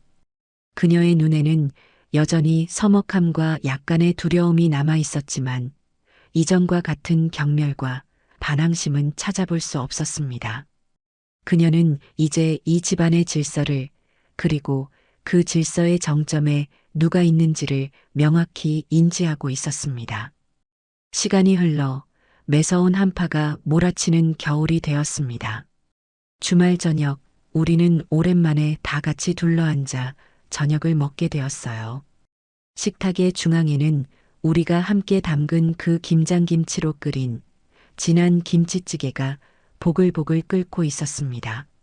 식사를 하던 중 제 밥그릇이 빈 것을 본 며느리가 말없이 자리에서 일어나 제 밥그릇을 들고 부엌으로 갔습니다. 그리고는 따뜻한 밥을 새로 퍼서 제 앞에 공손히 내려놓았어요. 제가 시키지도 눈치를 주지도 않은 행동이었습니다. 지난 몇 달간의 학습이 그녀의 몸에 새롭게 새겨 넣은 돌이었을 겁니다. 저는 새로 받은 밥 위로 잘 익은 김치찌개를 듬뿍 얹어 입에 넣었습니다.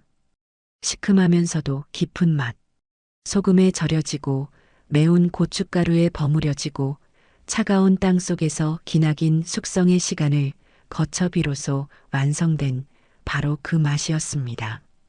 문득 우리 가족의 모습이 저 김치와 참 닮았다는 생각이 들었습니다. 서로에게 상처를 주고 모욕을 당하고 극한의 갈등 속에서 함께 눈물을 흘렸습니다. 그 쓰리고 아픈 시간들이 우리를 단단하게 숙성시킨 것은 아닐까요? 텔레비전에 나오는 것처럼 서로를 애틋하게 바라보는 가족은 아닐지라도 우리는 이제 그 어떤 폭풍이 몰아쳐도 쉽게 부서지지 않을 우리만의 견고한 맛을 갖게 된 것입니다.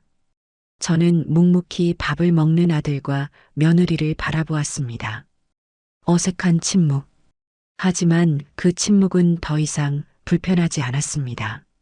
그것은 서로의 자리를 인정하고 서로의 영역을 존중하는 새로운 평화의 다른 이름이었습니다. 전쟁은 끝났습니다. 그리고 그 폐허 위에서 우리는 아주 느리고 서툴게 새로운 가족의 역사를 다시 써내려가고 있었습니다. 저는 숟가락을 내려놓고 창밖의 어두운 겨울 풍경을 바라보았습니다. 봄은 아직 멀었지만 우리 집 김치통은 든든하게 채워져 있었습니다. 그것으로 충분한 겨울이었습니다.